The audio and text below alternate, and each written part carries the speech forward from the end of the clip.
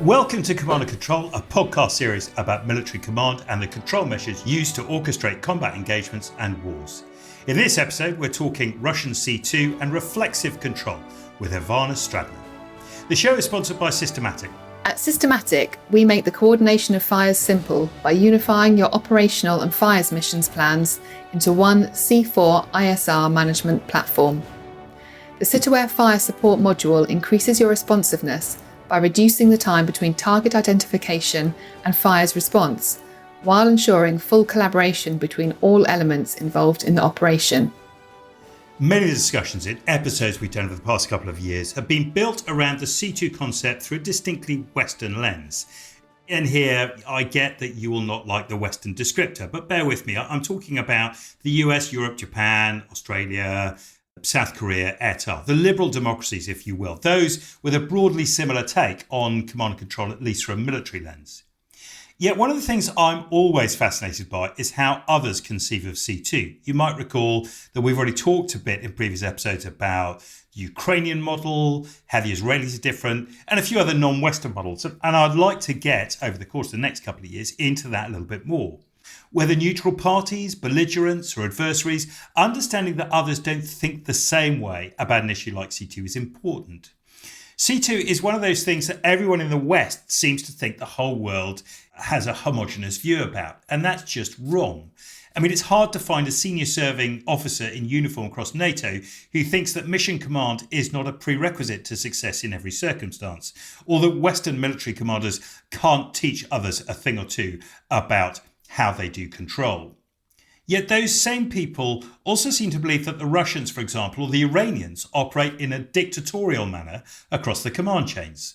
The reality on the ground is probably more interesting. There's significant evidence that both the IRGC and elements of the Russian military provide their junior officers with considerably more latitude and freedoms than Western counterparts do. As one joker expressed to me last week, others talk less about mission command and delegation, but are much better at executing it than traditional Western militaries.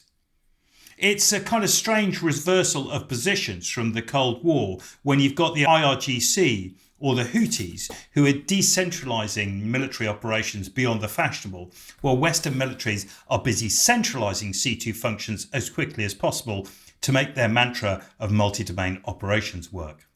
Russia is also pushing hard to operationalise artificial intelligence into C2 in the field. A new system called SVOD is starting to be used by Russian army units in February 2026, with similar aims to those that NATO states are all talking about. Better and closer control of units, more synchronised actions, more effective use of fires, and detailed course of action recommendations to commanders on the ground down to sub-unit levels. So I thought it worthwhile talking to someone who understands some of the ideas behind Russian C2 to contrast what we think we know with some evidence and research. Dr. Ivana Stradner serves as a research fellow at the Foundation for the Defence of Democracies. She studies Russia's security strategies and military doctrines to understand how Russia uses information operations for strategic communication. Her work examines both the psychological and technical aspects of Russian information security. Ivana also serves as a special correspondent for the Kyiv Post. Before joining FDD, Ivana was the Jean Kirkpatrick Fellow at the American Enterprise Institute, and she works as a visiting scholar at Harvard and a lecturer with a variety of universities, including universities of California, Berkeley School of Law. Ivana, listen, welcome to the show. You and I both want to reprise our conversation we had late last year about reflexive control during this episode. But first, let's start with some baseline knowledge about Russian C2. Tell me about Russian command and control, political through tactical. Are there some foundational things that it's based on? How does it relate from the history and what we believe to what we actually see today? Thank you very much for inviting me. And I absolutely agree with you that there are so many talks nowadays on how to counter Russian propaganda. But to do so, we really need to understand what is the source of it. How is Russian military structure, and not only military, but also intelligence? Because as you correctly noted, If we want to counter our adversaries in the information space, we have to understand that they do not think like us, they do not process information like us.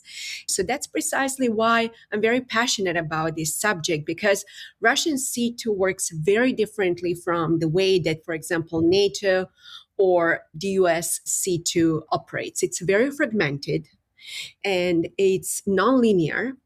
And it's, for example, in the West, including in NATO, we consider cyber as part of a military domain, for example. But Russian model actually perceives that in a more holistic way as a cover, let's say, political warfare infrastructure. And some of your listeners may wonder why I bother you today to talk about cyber when the purpose of our conversation is information warfare. Well, the reason why I'm doing that, it's not because I just want to be a boring academic, bother you with theories, but we cannot think deeply before we think clearly. And I want to make one thing crystal clear: how Russia understands information warfare. In Russian doctrine, they do not even use the word cyber. They only use the word cyber when they refer to Western cyber operations, let's say attacks on critical infrastructures, et cetera, et cetera. They use the term information security. And if some of your listeners are working in this field, they may wonder, why am I bothering you with such semantics, tiny things? The reason is because, unlike the Western understanding of cybersecurity, Russia combines the technical part with its psychological part. So, for example, they combine the technical part, let's say attacks on critical infrastructure, with a cognitive part, which is what we call in the West psychological operations or information operations. That really matters a lot. Why? Because when we are talking about the structure of Russia's C2, we have to understand that it's absolutely fragmented and that information security can fall within FSB, GRU, SVR. But not only that, it's very important to understand how Russian so-called civil society plays a very important role into shaping the information space.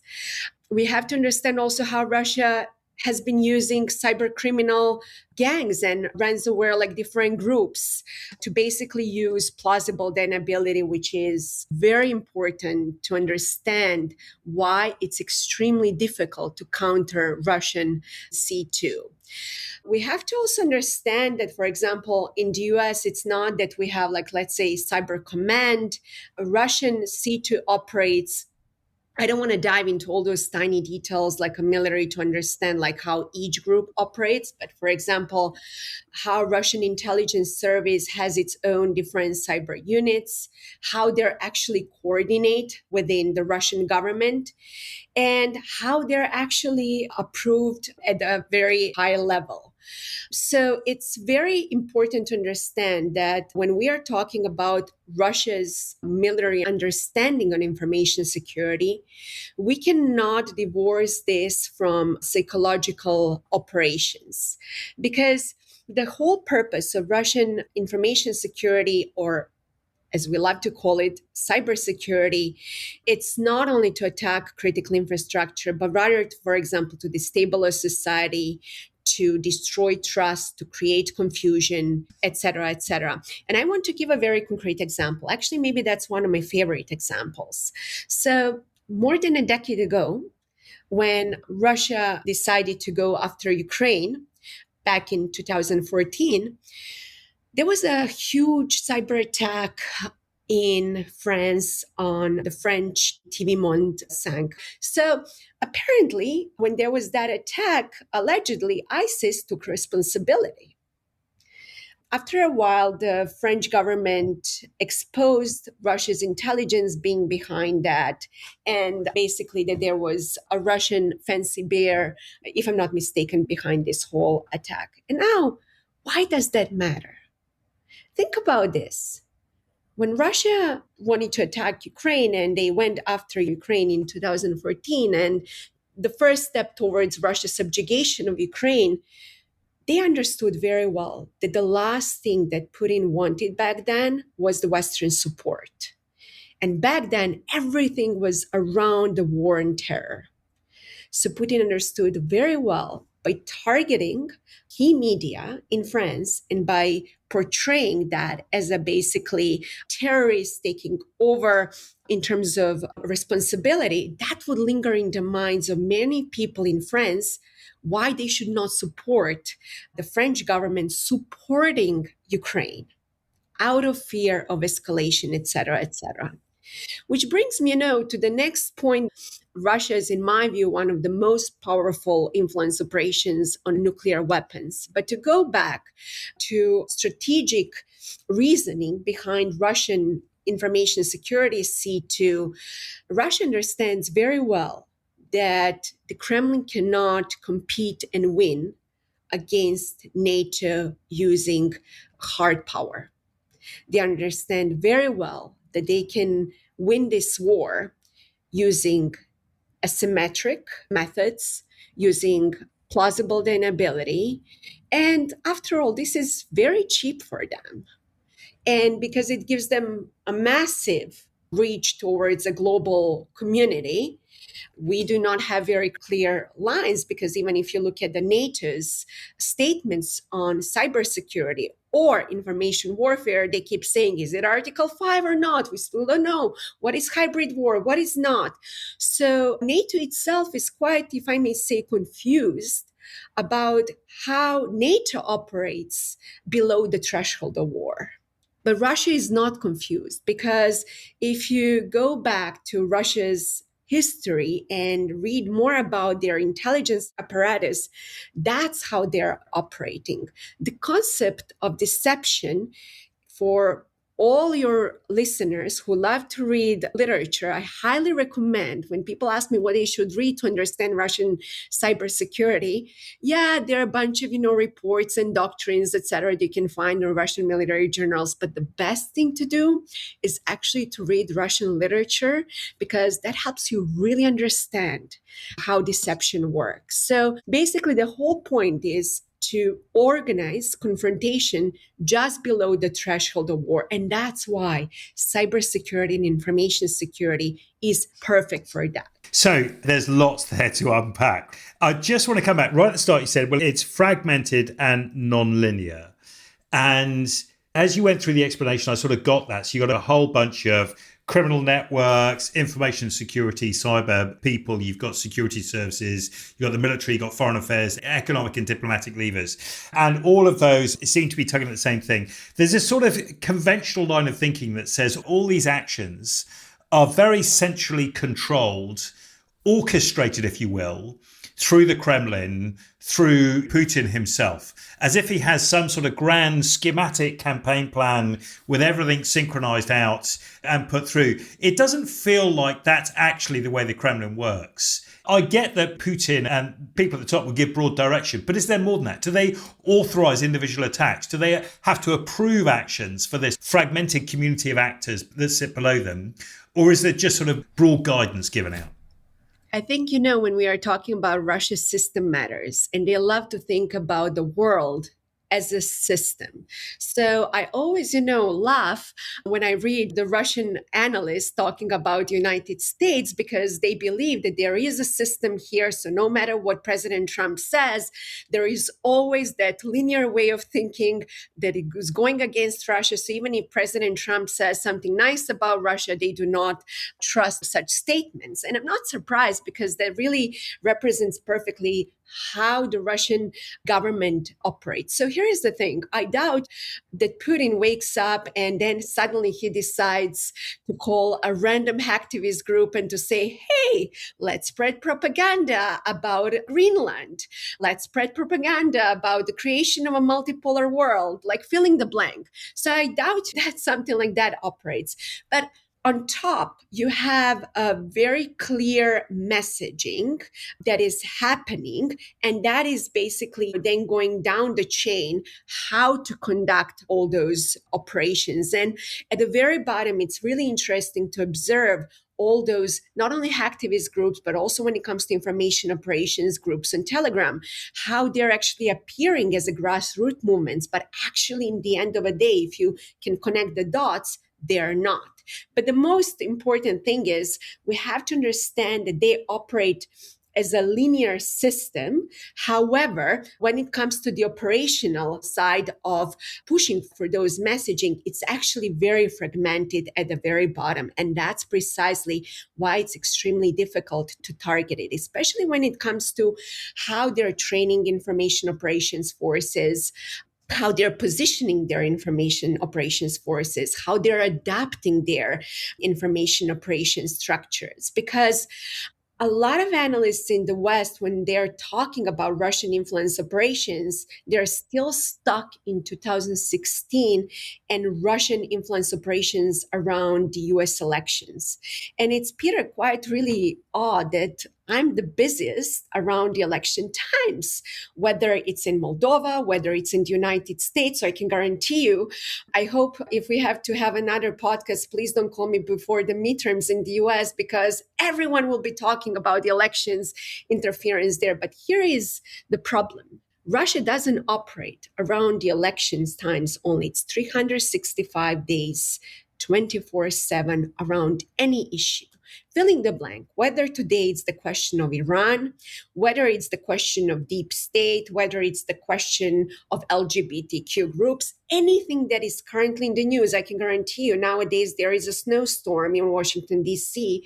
One of the most intriguing influence operations that has been around for decades is how allegedly the CIA control the weather. So every time when there is a massive heat or cold, there is that whole thing that we have a special system here to control the weather. So if someone from the CIA is listening to this conversation, please fix the weather first in the US before you go out there, according to the Russians. But anyway, on a serious note, that's something that we have to understand how they have adapted their influence operations after the Cold War. And we cannot be stuck in 2016 talking only about the election times. And we have to also understand how they're combining both the technical and the psychological part. So that draws out quite interesting. So there's part of me that wants to talk about the long-term nature of this. I was talking to someone the other day and pointing out President Putin came to power after Boris Yeltsin. He's been around a long time, right? So there doesn't have to be a long-term strategy. The formations, the groups under him tend to have been with him long enough that they recognize his overall objectives and can go out and make things happen without detailed direction. But you wrote a couple of years ago something very interesting about this looking like an updated set of active measures, something that Putin very much grew up around. I think you wrote this in 2023, maybe before. But this idea that this was just simply active measures updated for a contemporary world. It also struck me while reading that piece from you that the way Russia executes its campaigns now and how it commands and runs them is very similar to the way that the British executed operations during the Cold War.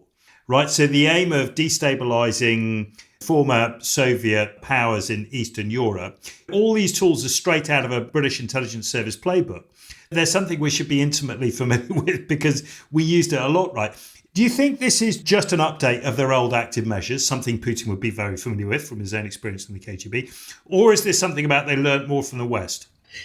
So, Peter, I'm glad that you brought this question now because first of all, for your listeners who are coming from the UK, people love to talk about Russia fearing the United States, but there is, in my view, the only country in the West that Putin is truly, truly afraid of, it's the UK.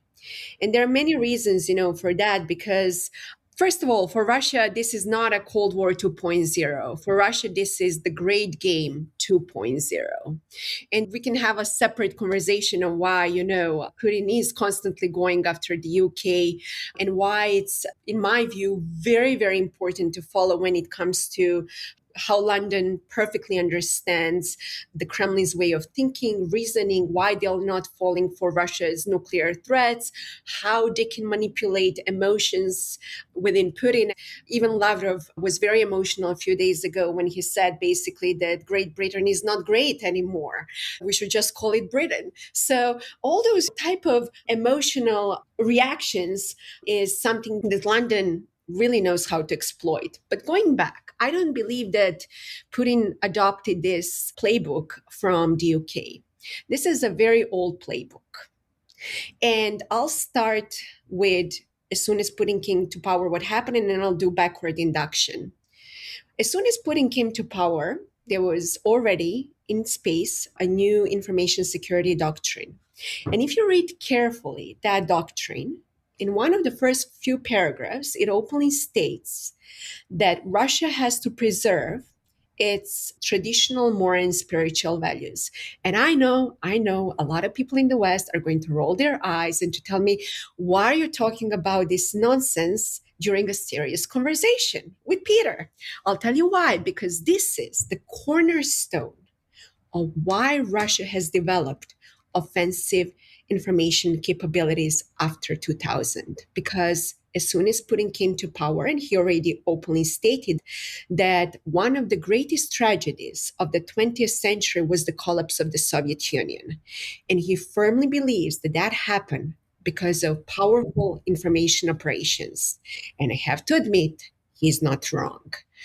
Why? Because the United States was the superpower when it comes to influence operations. Ronald Reagan unapologetically targeted Russian audience with American jazz music and American modern art and American values and democracy. So if you ever meet people from behind the Iron Curtain, and if they tell you why we love American modern art, and my American friends are always appalled that I love the decadent American art, it is precisely because of American influence operations. But going back on a serious note, yes, we were spreading, back during the Cold War, Washington was spreading very powerful messages around democracy, around freedom, using different tools to win hearts and minds. And Putin knows this. Putin remembers.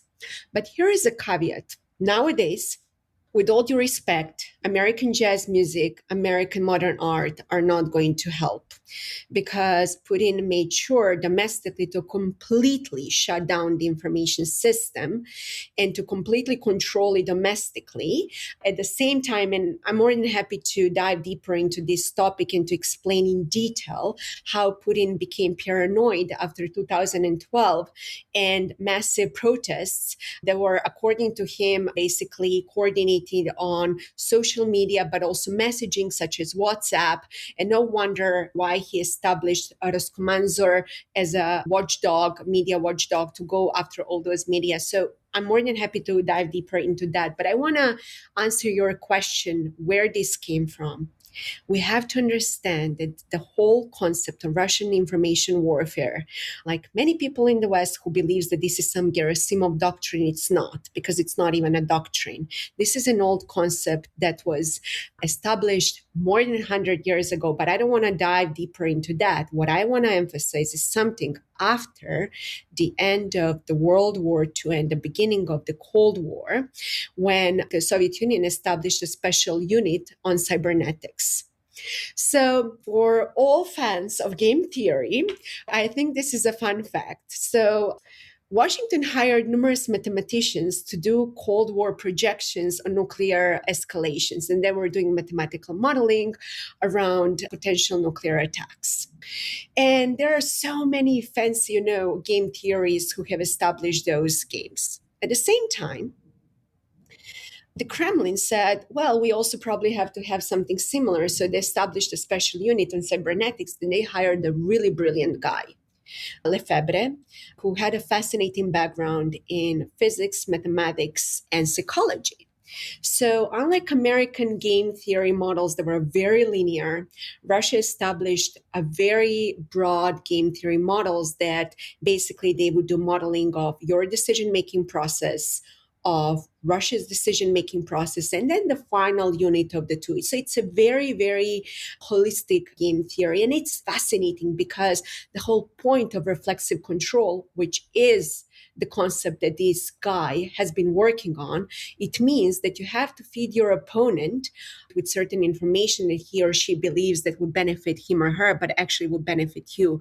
So how to basically find that reflex and how to use that against your enemy. So it's all about how to overload your cognition, how to exploit different biases, how to manipulate expectations. So if I can think of a perfect KGB strategy on deception, that would be reflexive control. And once again, I apologize to your audience for being just a boring academic bringing this, but I have to, because even nowadays, if you look at how the Russian military intelligence is operating in this field, they still reflexively control the West. So we are not even aware that we are actually detrimental to our own failure. We are falling for their manipulation constantly. They're literally like, I feel like a cat who is putting a laser out there, and we are like cats chasing, that laser. So that's something that we have to be very mindful and to understand that that's also part of why it's extremely difficult to counter Russian C2, because we have to basically counter our own narratives. And it's very different how NATO's C2 is operating, because in Russian doctrine, the whole point is to control your audience and basically how to model the adversary decision-making process, and then to identify some reflex points, how to, for example, do like all those predictable reactions, and finally to apply and to inject those information signals, and then let the adversary act and to basically reflexively control itself. And then the best part is what you have to do if you are coming from the Kremlin. Take a really nice and big bag of popcorns and watch, and then adjust.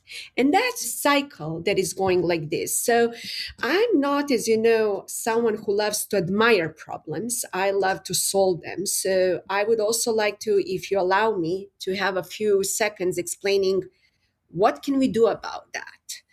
Go for it. So, number one thing is we have to understand that Russia's command and control works very differently from Western command and control. And with all due respect, the world doesn't revolve around Brussels, London, or Washington, D.C. And that's number one thing. Second thing, what we have to do is basically to understand how Russia injects those reflexive points. What are our own vulnerabilities in our society and how they're very, very fragmented? And number one thing that we have to do is not only to develop all those defensive capabilities, such as writing long reports, which I doubt that even my family is reading anymore. I think it's really past time to go on the offensive and to apply our own concept of reflexive control to reflexively control Russia. Because we love to think sometimes about put him on a pedestal that Russia is big, tall, but we are not.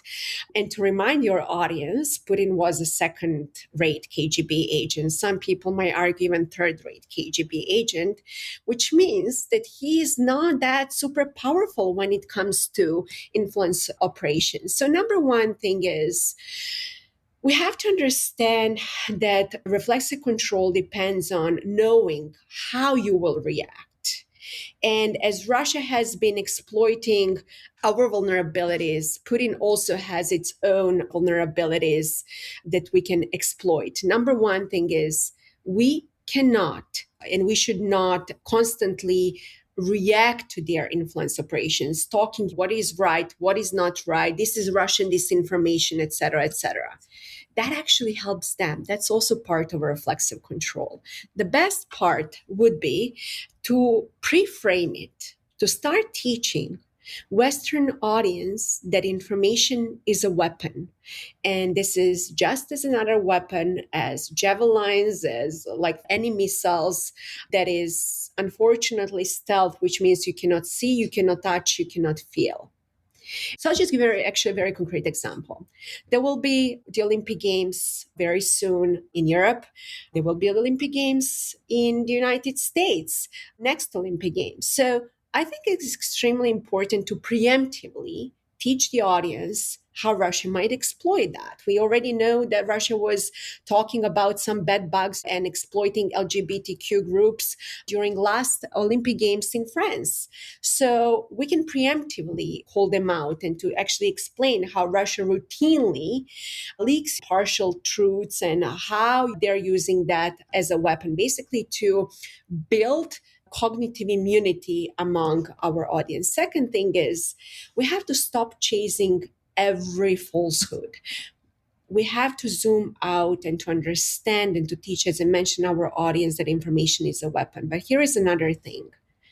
I'm not arguing that we should spread lies inside Russia, but we have to put Russia on the defensive in the global south.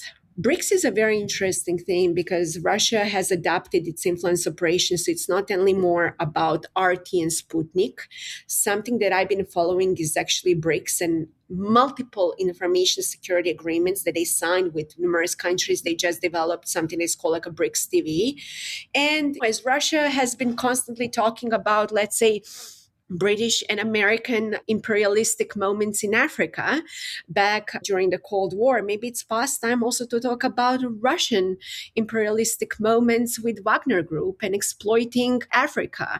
And after all, for people who love history, we should also not forget that Russia was trying to be also an imperialistic power in Africa and to try to exploit them. The only problem is that Russia was a poor imperialistic power and a weak one. Second thing is, think about this. What did Russia do with Iran just a few days ago or with Venezuela? Nothing. Nobody likes a loser, and it's really past time to spread the truth about Russian weakness, that with friends like Putin, Russian allies do not need enemies. What did Russia do with Armenia, Azerbaijan? Did Russia help Armenia? No, it didn't. And finally, one of the really interesting things that I've been tracking is how Russia has been portraying the whole concept of the West being woke and Russia is a pillar of traditional moral and spiritual values. Unfortunately, that's a powerful tool that Russia has used to polarize the society. I don't want to sound political, but I will tell you that Russia is far from being traditional, moral, and spiritual, because we already saw how the Russian Orthodox Church blessed nuclear weapons. It's corruption. We already saw that there are reports how they are deeply cooperating with the Russian intelligence apparatus. We already saw that Putin has multiple kids. So I don't see, where is that morality that Putin loves to talk about. And I can go on and on about that Russia is not a pillar of traditional moral and spiritual values. But the most important thing is also that we have to understand to protect our society from Russian influence operations, because the Russian military claims that who has information superiority is going to win this war. The best defense is offense. And maybe it's really past time to employ and to apply that powerful tool. But now, probably we are doing that. Yeah, we might be doing that, but if we were doing a better job, we would not have this conversation. And my concern is that Russia as autocracy, they do not need to worry about ethics. We have to. And risk aversion is rewarded in the West. That's not something that is very problematic in the Russian society. And finally, when people ask me, are we winning or are we losing the information war? I tell them that we have to really reframe this. It's not about winning and losing. It is all about considering this as a long protracted war when you can have information superiority on a day one, but not on a day two. And that's okay. We have to be patient. And the third pillar is, in my view, sometimes, people in the West are very self-critical, which is a good thing. But we also have to remember that we have better technology, better knowledge, and better methods than Russia. We should stop putting Putin on a pedestal, because that's exactly how we want another silent war back during the Cold War. So maybe it's past time to do it again. Ivana, I think that's really interesting. I mean, you gave us a full exposition of reflexive control. Effectively, they understand us so well that they're able to trigger our reactions and distract us, particularly our national security teams, from the real issues that are happening. And you advocate for us going further, not getting distracted, educating our people, being less concerned with risk aversion and being prepared to take the risks in order to put the impetus back on them, to retake the initiative, if you will. Do you think that we understand the Russian model well enough that we could do it? And we talk about reflexive control because I think here are some big lessons for the military listeners, is that whilst they use this in the information space a lot, you've talked about that, they've also been using it in Ukraine in the military space too. And they know us well enough that they know that we will trigger attacks on artillery positions or tank positions or command and control structures. And therefore they build these things to look like it as part of deception, but as part of, their willingness to sacrifice. Do you think that we understand the Russian machine enough to use reflexive control against them? And are they well enough educated, understanding of this, that they're sort of immune to our attempts to play their own cards back at them? So I'm just an academic, and I'm confident to say that if I understand how Russian reflexive control operates, or at least to have some humility and to try to understand, I'm confident to say that there are a lot of people in the UK or in the US or elsewhere in the West who understand very well how this concept operates. As a matter of fact, in the US, we have also an office called Perception Management, and Russia fears this office more than anything else. But to go back, for all your listeners who are in the military, please, please, please start translating all those reflexive control documents in English. There are a lot of things that are already declassified coming from the Russian side. And the most beautiful thing about studying and thinking how Russia thinks in this space, it's because they cannot shut up and they cannot control their emotions. So I cannot tell you, Peter, what I'm able to see just in random Russian military journals that are linked to Russia's Ministry of Defense. They openly talk about that, openly. And they openly talk even how to use reflexive control when it comes to decision-making processes on nuclear weapons, which raises another question on how Russia understands nuclear weapons as a cognitive weapon. But to go back, yes, I am sure that there are a lot of people who do understand how reflexive control works. I have no doubt that Russia might think, that we might retaliate, but Russia also understands that there are the limits what we can and what we cannot do, because the whole point is that we are very impatient, and politicians, they love to score points, which means that every time when there is some falsehood, they jump into those things, totally chaotic, issuing public statements, about, no, chill, wait, no responses for days. Let them think, confuse them, pollute the information space. As someone who grew up in that part of the world, I always like to say, we think in a very emotional way, sometimes truly unwilling and unable to control our thinking. And that's our vulnerability. And that's why the West absolutely has to be calm, cool, and collected when they're responding to Russia's reflexive control. We also really need to build alliance when it comes to reflexive control.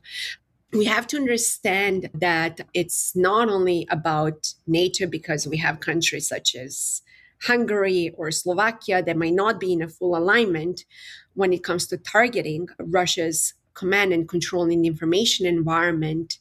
But we have to maybe build a coalition of the willing states, willing and able to confront this issue. Ivana, listen, we're out of time. I already have got another episode lined up with you where I want to talk to you about the great game, but I'm going to come back and we'll do that sometime later this year. Thank you so much for sharing your time and your knowledge. Absolutely fascinating. Much more to read about in terms of reflexive control, and a really important topic too. The show is sponsored by Systematic. Citaware is trusted by more than 50 nations worldwide, including 18 NATO nations, and is the world leader in command and control software. We hope you enjoyed the show. As well as telling your friends and colleagues about it, please do hit the like or subscribe buttons. The episode is produced by AureliusThinking.com as a show for the Waiver Room, the home of intellectual curiosity and challenging thinking for military professionals everywhere. Thanks for listening.